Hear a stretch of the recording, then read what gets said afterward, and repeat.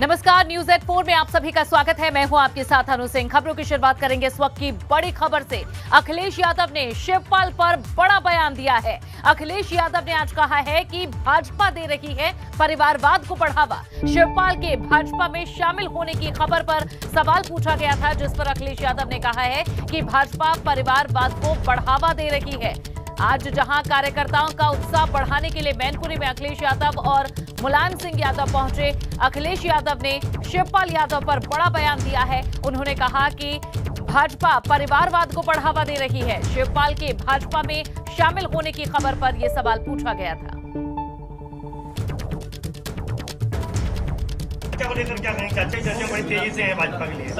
मुझे कोई जानकारी नहीं है उसके बारे में, कोई जानकारी नहीं।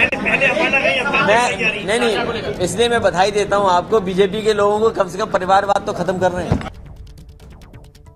और नितिन हमारे संवाददाता जुड़ चुके हैं, ज्यादा जानकारी उन्हीं से लेंगे। नितिन, इससे पहले जब अपर्णा यादव भाजपा में शामिल हुई थी तब भी इसी तरह का बयान दिया था अखिलेश ने, और अब चाचा शिवपाल को लेकर जो सवाल पूछा तब भी ऐसी ही लगभग प्रतिक्रिया। जी, उन्होंने कहा जी बिल्कुल। देखिए, बहुत ही मौजूद सवाल है। जब हमने उनसे पूछा कि टीम आजम या शिवपाल जी परिवार के लोग हैं, जो आपके कोर ग्रुप हैं, आपके जो समाजवादी पार्टी ने जिन ऊंचाइयों को छुआ है, जिन लोगों की वजह से वो लोग कहीं ना कहीं बगावत करते नजर आ रहे हैं, तो उनका ये कहना था ये सवाल 2 महीने पहले क्यों नहीं था, ये सवाल 2 महीने पहले क्यों नहीं पूछा गया, ये सारी चीज़ें 2 महीने पहले क्यों नहीं नजर आ रही थी। इसके साथ ही उन्होंने ये भी कहा कि इन सवालों से बेहतर है कि आप महंगाई और बेरोजगारी के सवालों पर ज़्यादा फोकस करें। तो कुल मिला के कहा जाए, ये बहुत ज़्यादा ज़रूरी हो गया है कि इस समय समाजवादी पार्टी ज़बरदस्त संघर्ष के दौर से गुजर रही है, और आज गया है उसके पीछे जो सोच भी यही है। खुद जो मोर्चा है वो नेताजी समाजवादी पार्टी के जो संरक्षक हैं मुलायम सिंह यादव ने पूरी तरह से संभाल लिया है, और ऐसे में तमाम जो कार्यकर्ता हैं, तमाम जो पदाधिकारी हैं समाजवादी पार्टी, उनसे रिएक्शन लेते हैं तो उनका क्या कहना है। तो ऐसे में लगातार हम बात करते हैं। हेलो, उन बात करते हैं कि 1 मिनट मुलायम सिंह यादव कार्यकर्ता संवाद सम्मेलन रहा है, क्या कहना चाहेंगे इस तरह के कार्यकर्ता सम्मेलन से, किस तरह की ऊर्जा मिलेगी? एक पूरा चुनाव जिस तरीके से हमने लड़ा, पूरी पार्टी ने लड़ा और बेहतर ढंग से लड़ा, लेकिन रिजल्ट मेरे अनुसार नहीं रहा। नेताजी आए, कार्यकर्ताओं को जोश जुनून के साथ, आज आपने देखा भी होगा कितने सक्रिय कार्यकर्ता, फिर से पुनः पार्टी खड़ी होगी और हम सरकार बनाएंगे। आप सरकार बनाएंगे। क्या लगता है कि लगातार ये कहा गया कि आप सड़कों पर संघर्ष होगा, सड़कों से लेकर संसद तक संघर्ष होगा, तो वो लगातार जूझने के लिए, लड़ने के लिए प्रेरित करते गए। आप लोगों की क्या बातें हैं? देखिए, समाजवादियों का इतिहास रहा है। समाजवादी कभी कुर्सी के लिए नहीं लड़े। समाजवादी अगर लड़े हैं तो दलितों के लिए, गरीबों के लिए, मजदूरों के लिए, अल्पसंख्यकों के लिए समाजवादियों का इतिहास रहा है। बेरोजगारी के खिलाफ, महंगाई के खिलाफ, कानून व्यवस्था के खिलाफ आज जो व्यवस्था है पूरे देश, प्रदेश के अंदर और देश के अंदर, इसके लिए समाजवादी हमेशा अग्रसर रहे हैं। और हमेशा आपको क्या लग रहा है कि मुलायम सिंह यादव कि उनके आगे पूरी तरह से समझ में आ रहा है को, तो उनको साथ लेकर चलना है, और लगातार ये देखा जा रहा है। पार्टी पहले भी साथ थी, बड़ी मजबूत नहीं, उनकी चीज़ों को, उनकी जो सुझाव है, खुद उनकी सक्रियता बढ़ी है, तो चीज़ें बहुत बेहतर नजर नहीं आई। तो उनका गढ़ है, तो भाई वहाँ तो बहुत दिनों से नेताजी का दिली इच्छा थी। राष्ट्रपति ने बताया कि नेताजी की दिली इच्छा थी कि हम अपने कार्यकर्ताओं से बात करें, इसलिए हाँ ये उन्होंने कार्यक्रम रखा और सभी कार्यकर्ताओं से बहुत ही अच्छी तरीके से मिले। ये कहा जाता है कि मुलायम सिंह यादव तो जमीन नेता है, जमीन से लगातार संघर्ष करती है। उन्होंने छोटे से बीच को इतना बड़ा बना दिया, समाजवादी पार्टी 4 बार देश की सत्ता में, लेकिन अखिलेश जी थोड़ी कंफर्ट जोन की पॉलिटिक्स करते हैं, ये आरोप लगते हैं। इस पर क्या कहना है? आरोप किसी और ने नहीं लगाया, ये इंडिविजुअल कुछ लोग, कुछ पार्टी के लोग क्यों लगा रहे हैं। अब आपने कहा नेताजी जड़ से हो गए, वाकई में अगर नेता कहने का अगर किसी को राइट हो तो केवल नेताजी। आज पूरा सदन का सम्मान, नेताजी आज नहीं, शुरू से उन्होंने हमेशा दलितों की लड़ाई लड़ी। बिल्कुल नितिन, हमने सुनी यहाँ कार्यकर्ताओं की और समर्थकों की क्या बात है। अखिलेश यादव ने क्या कहा था, पूरा बयान आपको सुनवाते। इसीलिए मैंने कहा, समाजवादियों को जनता ने संघर्ष का जनादेश दिया है। लोकतंत्र के मूल्यों को बचाने के लिए, संविधान को बचाने के लिए जो भी रास्ता अपनाना पड़ेगा, समाजवादी लोग संघर्ष का रास्ता अपनाएंगे। तो संघर्ष का रास्ता अपनाएंगे, संघर्ष करने का ही जनादेश इस बार जनता ने दिया है, ये अखिलेश यादव ने कहा है। और जब उनसे ये सवाल पूछा गया चाचा शिवपाल को लेकर, तब उन्होंने भाजपा पर भी आरोप लगाए। परिवारवाद की तोहमत हमेशा दी जाती है सपा को। और जब आजम खान को लेकर सवाल पूछा गया पत्रकारों के द्वारा, तो सुनिए क्या कहा अखिलेश यादव ने। बेरोजगारी पर चलेगा। एक ने इस्तीफा दिया सलमान राइन ने, जिसने सलमान राइन ने आजम खान के समर्थन में इस्तीफा दिया है। ये जो बातें आज हो रही है 2 महीने पहले क्यों नहीं हुई? और देखिए अखिलेश यादव ने कहा है, इसका मतलब ये है कि चुनावों से पहले ये बातें क्यों नहीं हुई, चुनावों के बाद आखिर ये नाराजगी या ये इस्तीफे क्यों दिए जा रहे हैं, ये शायद कहना चाह रहे हैं अखिलेश यादव। साफ तौर पर जब आजम खान से जुड़ा सवाल पूछा गया तो अखिलेश यादव ने कहा कि 2 महीने पहले ये सभी चीजें क्यों नहीं हुई, जब विधानसभा चुनावों में जीत नहीं मिली। हालांकि मत प्रतिशत बढ़ा, सीटें बढ़ी, लेकिन सत्ता हासिल नहीं हुई। विधान परिषद के चुनाव में भी खाली हाथ समाजवादी पार्टी रही और अब शिवपाल यादव और आजम खान एक बड़ी चुनौती सपा के लिए बने हुए हैं। शिवपाल यादव कह रहे हैं कि जल्द ही अच्छा समय आएगा। और साथ ही जब आजम खान को लेकर पूछा गया तो कहा कि 2 महीने पहले आखिर ऐसी बातें क्यों नहीं हुई। नितिन हमारे संवाददाता जुड़े हुए हैं। नितिन, शिवपाल यादव की तो हमने बात की, लेकिन आजम खान को लेकर भी क्या कुछ अखिलेश यादव कह रहे हैं, ये भी हमने अपने दर्शकों को सुना दिया। क्या मतलब है इसका? उन्होंने कहा कि 2 महीने पहले आखिर ये बातें क्यों नहीं हुई। देखिए बिल्कुल, देखिए अब लगातार देखिए जब होता है कि जब सितारे गर्दिश में होते हैं तो चीज़ें बहुत सारी ऐसी एडवर्स होती चली जाती हैं और भारतीय जनता पार्टी लगातार इन चीज़ों को समझ रही है और वो इन चीज़ों को हवा दे रही है। और यही वजह है कि जब हमने 9 तारीख को जब वोटिंग हो रही थी तो हमने सैफई में शिवपाल सिंह यादव से बात की थी, तो उन्होंने कहा कि आपको कुछ जल्द ही बड़ा सुनने वाले हैं, आपको कुछ जल्द ही मैं बड़ा बताने वाला हूँ। तो ये सारी चीज़ें, इसके साथ ही उन्होंने जब मैंने खुद उनसे पूछा व्यक्तिगत तौर पर कि आपने वोट डाला है, किसके लिए वोट डाला है, तो उन्होंने कहा कि मतदान गुप्त होता है, ये जाहिर नहीं किया जाता वोट किसको डाला जाता है। तो ये सारी चीज़ें कहीं ना कहीं ये लग रहा है कि इस समय अखिलेश यादव के लिए चुनौतियां, संघर्ष और अपने परिवार, अपने कुनबे, अपनी पार्टी को बचाए रखने की बहुत ज़बरदस्त जद्दोजहद करनी है। और यही वजह है कि ये पूरा जो मोर्चा है वो खुद मुलायम सिंह यादव यानी समाजवादी पार्टी के संरक्षक मुलायम सिंह यादव ने संभाल लिया है। 1992 में समाजवादी पार्टी की स्थापना के बाद जो इस समय का जो दौर चल रहा है, नाराज साथी हैं, क्या उन्हें संभाल पाएंगे या नहीं, यही एक बड़ी चुनौती है। कार्यकर्ताओं का साथ भी मिल रहा है और इस सम्मेलन के बाद, इस पूरी बैठक के बाद किस तरह से नया रुख सपा का दिखता है और कैसे संभालती है सपा अपने आप को, ये भी देखना होगा। नितिन, बहुत बहुत शुक्रिया इस जानकारी के लिए। खबरों में आगे बढ़ेंगे। एबीपी गंगा की खबर का बड़ा असर हुआ है। परिषदीय स्कूलों की बिजली व्यवस्था बहाल करने की अब शुरुआत हो गई है।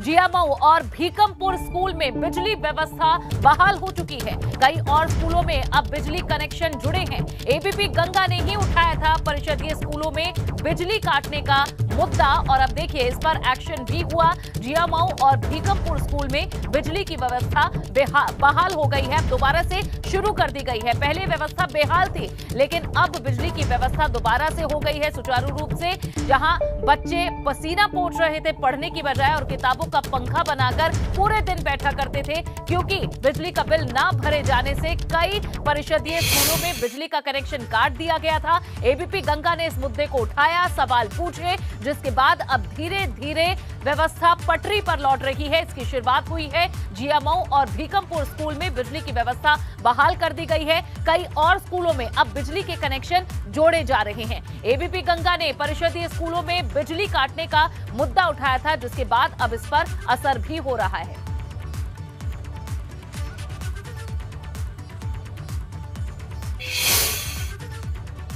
और वहीं प्रयागराज में भी एबीपी गंगा की खबर का असर हुआ है। झूसी इलाके में खनन माफिया ने गंगा नदी के बीचों बीच अवैध सड़क बनाई थी, जिसे एबीपी गंगा पर खबर दिखाए जाने के बाद अब प्रशासन ने तोड़वा दिया है। अवैध सड़क की वजह से गंगा नदी की धारा ठहर गई थी, जिसके बाद डीएम संजय कुमार खत्री ने देर रात ही अवैध रूप से बनाई गई सड़क को तोड़वा दिया। सड़क तोड़े जाने के बाद अब गंगा का प्रवाह दोबारा से शुरू हो गया है। हालांकि प्रशासनिक अमला अवैध खनन की घटना से इनकार कर रहा है।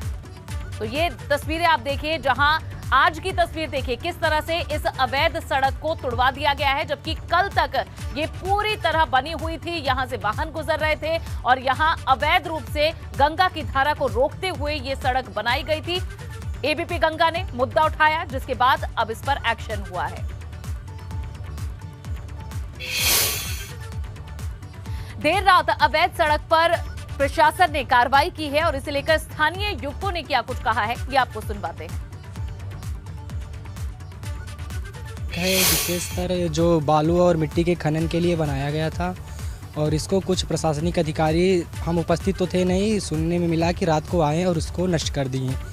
यहाँ पर आते जाते व्यक्तियों, ग्रामीण लोगों को भी लाभ मिलता था, क्योंकि बालू में आने से बड़ी दिक्कत होती है। कुछ रास्ता उनको राहत का एक स्रोत भी था। और हाँ, लेकिन ये खनन के कारण एक अवैध रूप से जो ये रास्ता था एक अवैध भी माना जाता था, इसलिए जो हुआ वो तो बहुत अच्छा हुआ। यहाँ पे कुछ खनन माफिया थे जो मतलब रेत और बालू मिट्टी का वहाँ पे खनन करके बाहर ले जाया करते थे।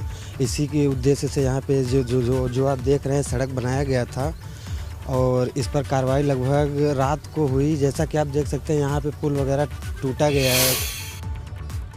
तो एबीपी गंगा की खबर का असर हुआ, गंगा की धारा फिर बह निकली है, लेकिन इसके साथ ही कई सवाल भी खड़े हो रहे हैं। मसलन गंगा की धारा को रोकने वालों पर कब और क्या कार्रवाई होगी। प्रयागराज से एबीपी गंगा संवाददाता मोहम्मद मोइन की रिपोर्ट देखिए। संगम नगरी प्रयागराज में खनन माफियाओं द्वारा जीवनदायिनी और मोक्षदायिनी कही जाने वाली राष्ट्रीय नदी गंगा की धारा को कैद कर वहां अवैध तरीके से सड़क बनाए जाने के मामले में कार्रवाई तो कर दी गई है। सरकारी अमले ने अवैध तरीके से बनाई गई सड़क को तोड़ दिया है, लेकिन सबसे बड़ा सवाल यह है कि जिन लोगों ने सड़क बनाई, जो लोग खनन करते थे, जिन्होंने गंगा की धारा को कैद किया, गंगा के प्रवाह को रोका, उनके खिलाफ कार्रवाई कब की जाएगी? कार्रवाई की भी जाएगी या जांच के नाम पर मामले को ठंडे बस्ते में डाल दिया जाएगा? उन्हें बचाने की कोशिश तो नहीं की जा रही है। एबीपी गंगा ने इस खबर को प्रमुखता से दिखाया था, उसके बाद सरकारी अमला हरकत में आया। अवैध तरीके से बनाई गई सड़क को रात के अंधेरे में आनन फानन में तोड़ दिया गया, लेकिन अभी तक किसी के खिलाफ कोई कार्रवाई नहीं हुई है।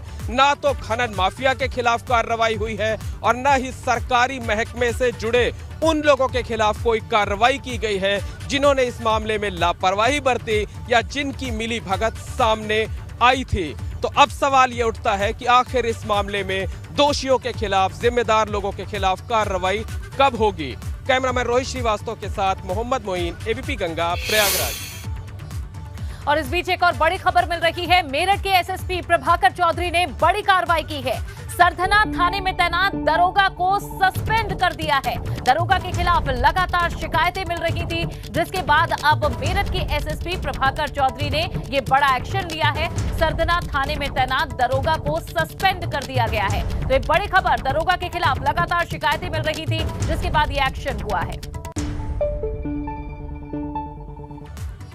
बढ़ेंगे आगे। अलीगढ़ में अखिल भारतीय विद्यार्थी परिषद के पूर्व पदाधिकारियों ने धर्म के प्रचार प्रसार के लिए 21 चौराहों पर लाउडस्पीकर लगाने की अपर नगर मजिस्ट्रेट से अनुमति के लिए ज्ञापन दिया है। कलेक्ट्रेट पहुंचकर एबीवीपी के पूर्व पदाधिकारियों ने अपर नगर मजिस्ट्रेट राकेश कुमार पटेल को ज्ञापन सौंपकर इजाजत मांगी है। लाउडस्पीकर के लिए धन संग्रह का कार्यक्रम भी शुरू कर दिया गया है, जिसके तहत कार्यकर्ता बॉक्स को लेकर स्थानीय बाजार में घूमते हुए नजर आए। अलीगढ़ में शहर के 21 चौराहों पर लाउडस्पीकर के माध्यम से एक साथ हनुमान चालीसा का पाठ का ऐलान भी किया गया है, जिसके लिए शहर क्षेत्र में स्थित मंदिरों को चिन्हित कर उनके लिए लाउडस्पीकर खरीद कर लगाने के लिए अब धन संग्रह किया जा रहा है और बाकायदा इसके लिए कार्यकर्ता बाजार में घूम रहे हैं। हमने अलीगढ़ के 21 चौराहों पर लाउडस्पीकर लगवाने की मांग की है।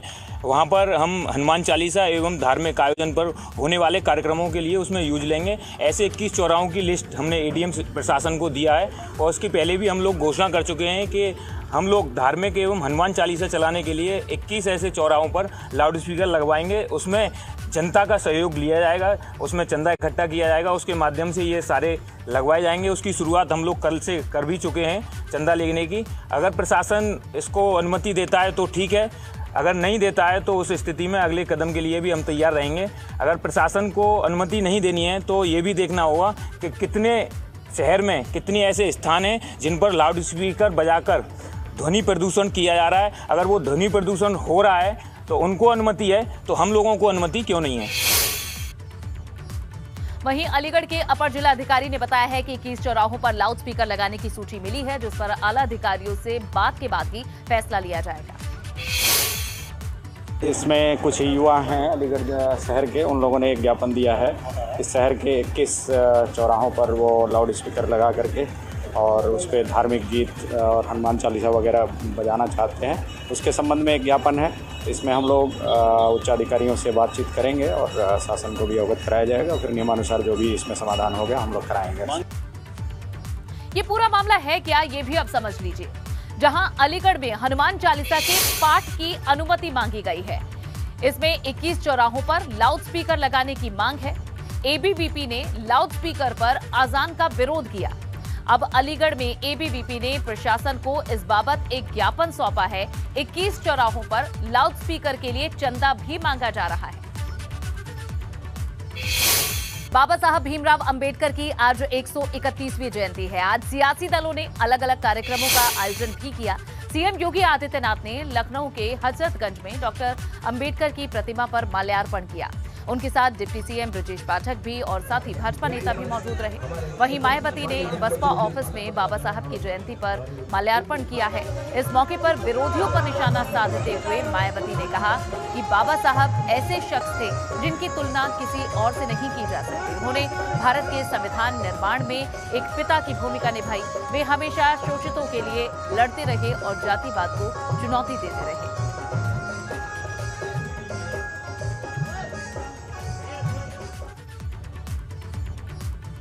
वहीं बाबा साहेब की जयंती पर अंबेडकर महासभा के कार्यक्रम में सीएम योगी आदित्यनाथ पहुंचे। भाजपा सामाजिक समरसता के दिवस के रूप में इसे मना रही है। सीएम योगी ने कार्यक्रम में कहा कि बाबा साहब अंबेडकर ने हमेशा संघर्ष का रास्ता चुना था। ऐसे में चुनौतियों से भागना नहीं है, बल्कि चुनौतियों का सामना करना होगा। कार्यक्रम में डिप्टी सीएम ब्रजेश पाठक और स्वतंत्र देव सिंह भी मौजूद रहे।